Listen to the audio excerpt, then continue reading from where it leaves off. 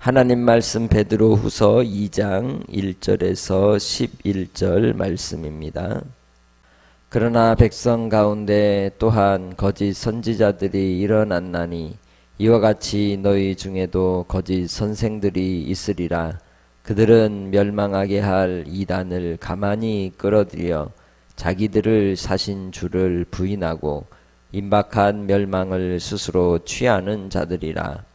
여럿이 그들의 호색하는 것을 따르리니 이로 말미암아 진리의 도가 비방을 받을 것이요 그들이 탐심으로써 지어낸 말을 가지고 너희로 이득을 삼으리니 그들의 심판은 옛적부터 지체하지 아니하며 그들의 멸망은 잠들지 아니하느니라.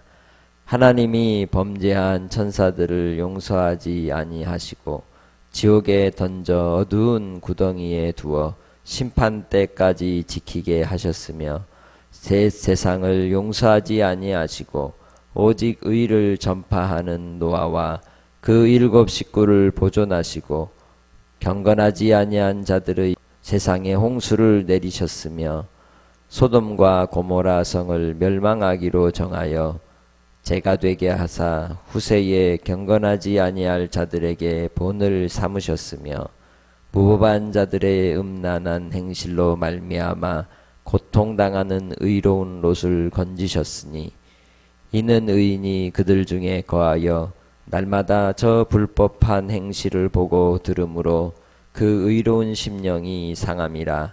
주께서 경건한 자는 시험에서 건지실 줄 아시고 불의한 자는 형벌 아래에 두어 심판날까지 지키시며 특별히 육체를 따라 더러운 정욕 가운데서 행하며 주관하는 일을 멸시하는 자들에게는 형벌할 줄 아시느니라.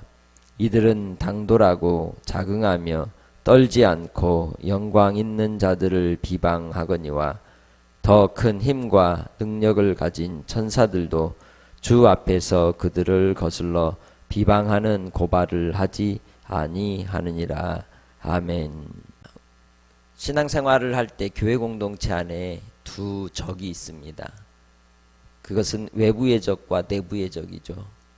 외부의 적이라 한다면 박해와 핍박 그리고 이 고통을 이제 이루는 악인들에 대한 이야기고 곧 하나님을 대적하는 자들이 이 적이라고 말할 수 있으며 내부의 적이라고 한다면 이단을 우리는 일컬어 말할 수 있습니다.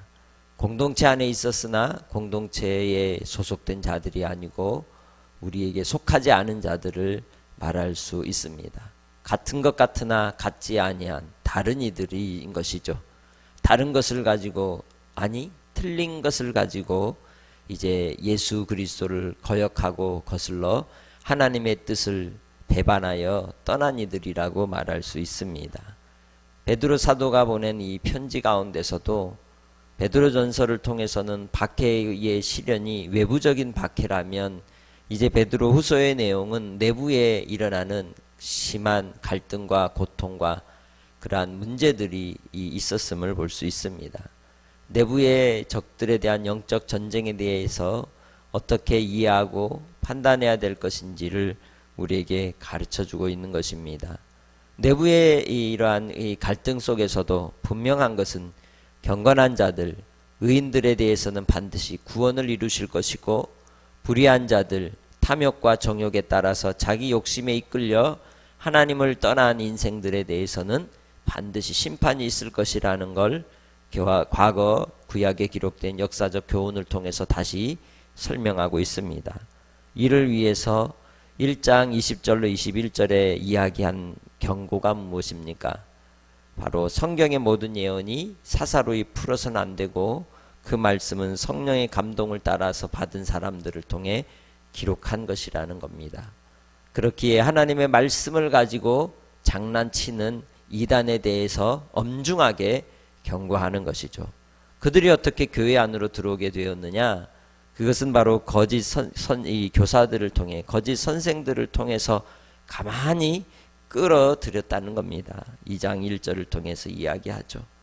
백성들 가운데서 거짓 선지자들이 일어난 것처럼 또한 거짓 선생들이 멸망하게 할 이단들을 교회 공동체 안으로 가만히 끌어들여서 자기들의 사신 주를 첫 번째로는 부인하는 자들입니다.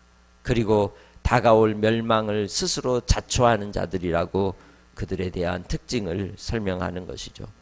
그들은 어떤 자들입니까? 2절을 통해서 보면 세 번째로는 호색하는 것을 따르는 자라고 말씀하고 있습니다. 색을 즐긴다는 것이죠. 음란하다는 것입니다. 영적으로도 음란하고 육적으로도 음란한 탐욕의 인생들임을 말씀하고 있는 것입니다. 그리하여 그들은 진리의 도를 이제 비방거리로 삼는 것입니다. 3절에 탐심으로서 지어낸 말을 가지고 그들이 이득을 삼으려고 한다고 말씀하고 있습니다. 이단들이 그렇습니다.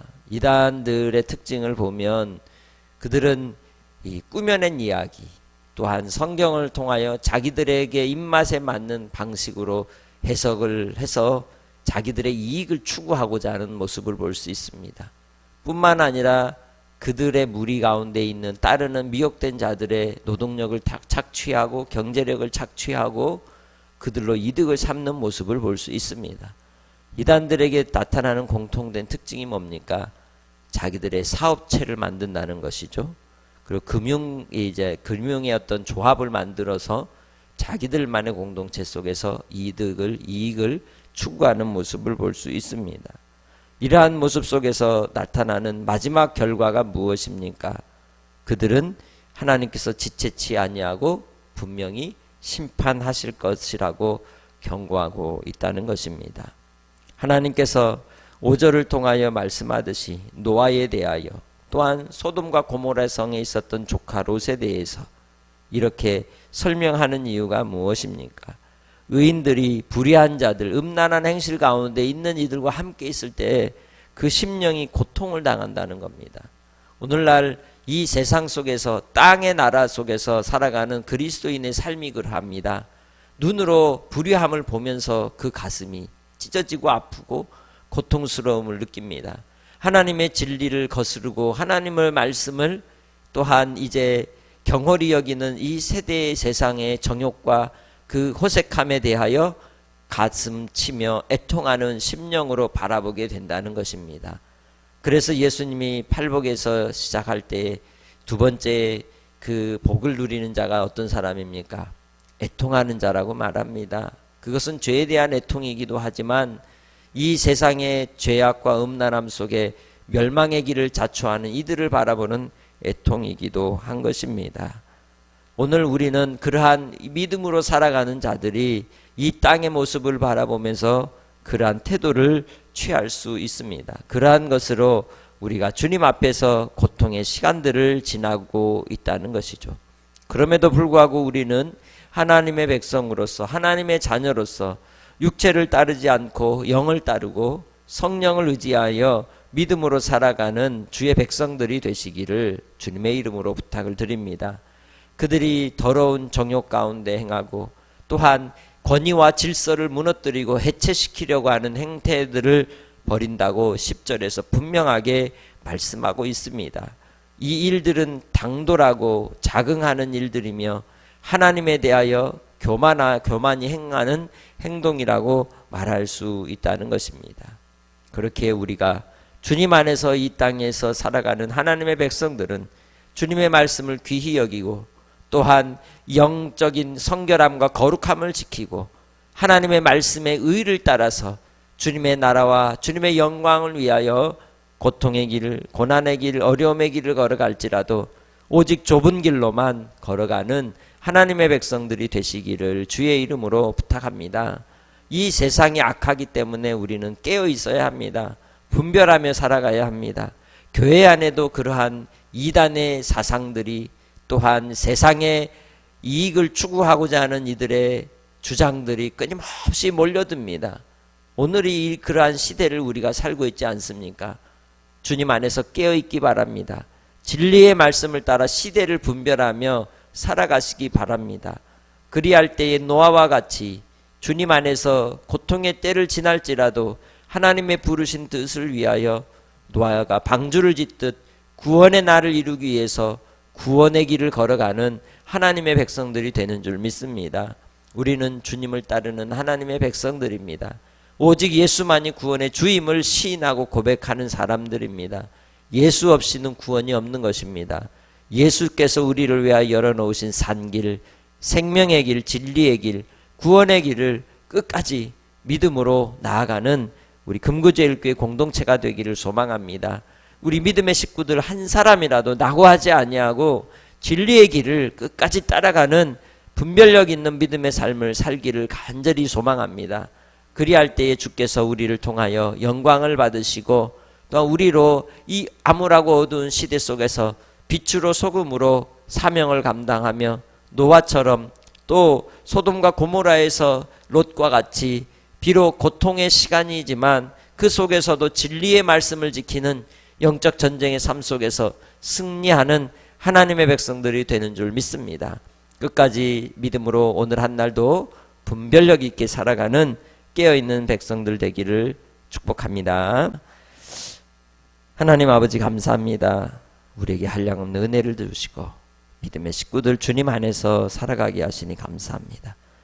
오늘도 에베네셀의 하나님 함께하여 주시고 임마누엘로 동행하여 주셔서 주님께서 이 암울하고 어두운 시대 속에서도 영적 전쟁의 삶 속에 내부의 적 외부의 적과의 싸움 속에서도 의인의 삶을 살게 하시고 경건한 삶을 통하여 아버지 하나님 이겨 나아갈 수 있도록 인도하여 주옵소서.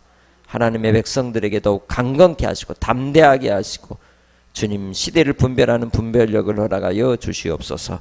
오직 주님만을 따라 믿음으로 살아가는 주의 백성들에게 하늘의 만나를 먹이시고 이끄시고 인도하실 주님, 우리의 기도를 들으실 주님을 찬양하옵고 예수님의 이름으로 기도합니다. 아멘.